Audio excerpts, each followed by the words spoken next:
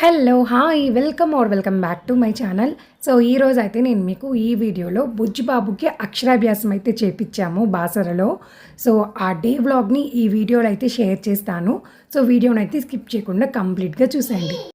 So, ఇంకా ఆ రోజు ఎర్లీ మార్నింగ్ అయితే మేము మార్నింగ్ 5:45, 6 ఆ టైం కల్లా స్టార్ట్ అయిపోయాము.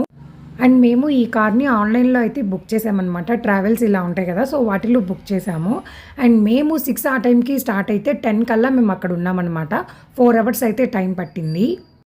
మామూలుగా మనం ముందు రోజే బస్‌లో గానీ, ట్రైన్‌లో గానీ వెళ్ళొచ్చు. బస్ టికెట్స్ అయితే చూస్తే మాకు దొరకలేదనమాట.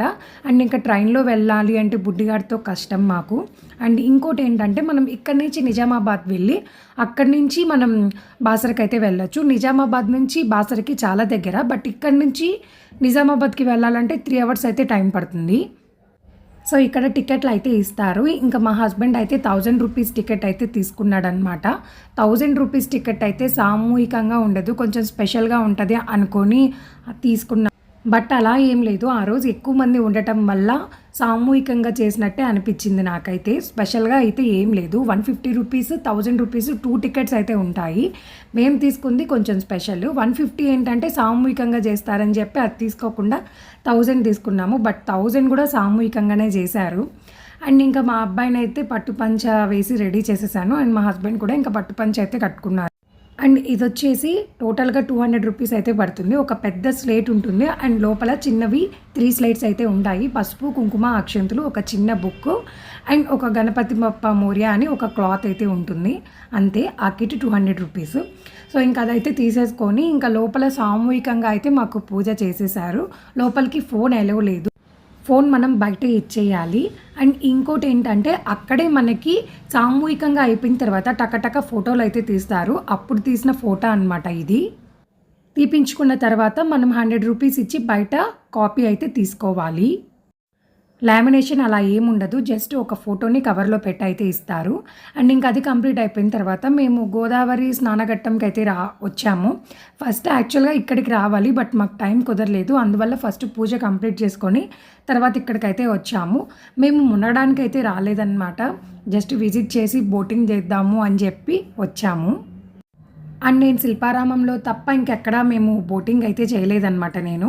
సో, అందువల్ల నేను ఇక్కడ బోటింగ్ అయితే చేశాను. పర్ హెడ్ వచ్చేసి 100 రూపీస్ అయితే టికెట్ తీసుకున్నారు. సో, లోపల లోతు వచ్చేసి 30 ఫీట్ ఉంటుందని చెప్పారనమాట అక్కడ అడిగితే.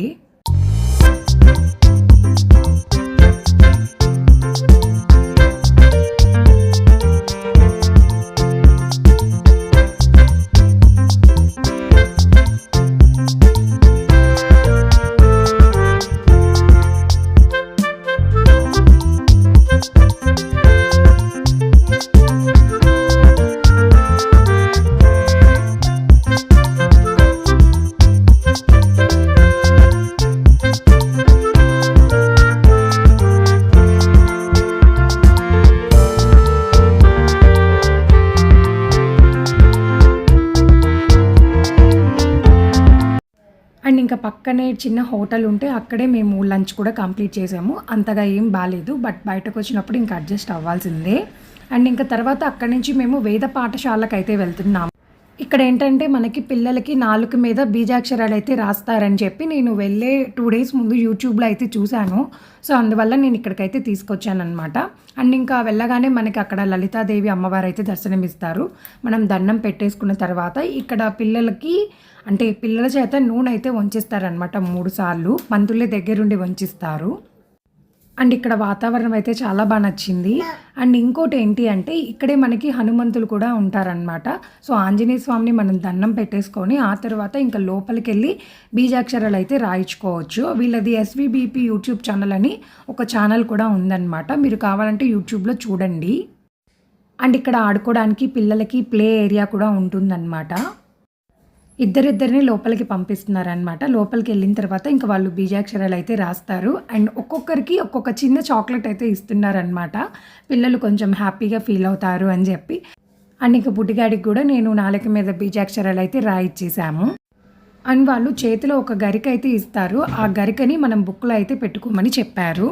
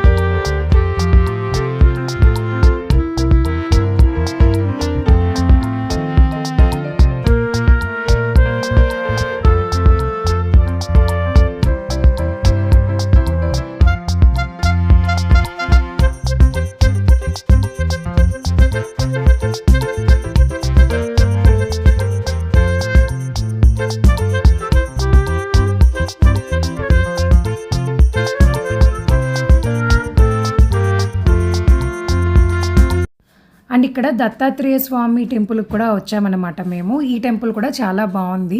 సో మనం లాంగ్ డిస్టెన్స్కి ఎప్పుడైనా వచ్చినప్పుడు అక్కడ చుట్టుపక్కల ఉన్న టెంపుల్స్ అన్నిటినీ కూడా మనం దర్శించుకుంటే మనకి అదొక సాటిస్ఫాక్షన్ ఉంటుంది. అండ్ టెంపుల్స్కి వెళ్ళాము అనే ఫీలింగ్ కూడా ఉంటుంది. అందుకే నేను వెళ్ళే ఒక 2 days ముందు అక్కడ మనం బాసర్లో ఏమేమి చూడొచ్చు దగ్గరలో అన్న ప్లేసెస్ అన్నీ కూడా ఒకసారి చూస్తాను. వీలైనంత వరకు చూసినవన్నీ కూడా, అంటే నేను యూట్యూబ్లో సెర్చ్ చేసి చూసినవన్నీ కూడా చూడడానికే ప్రయత్నిస్తాము.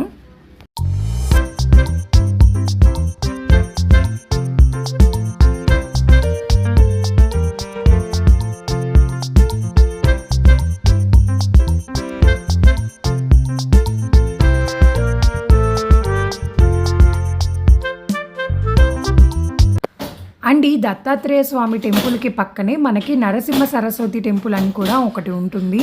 మనం స్టెప్స్ ఎక్కి పైకి వెళ్ళి చూడొచ్చు.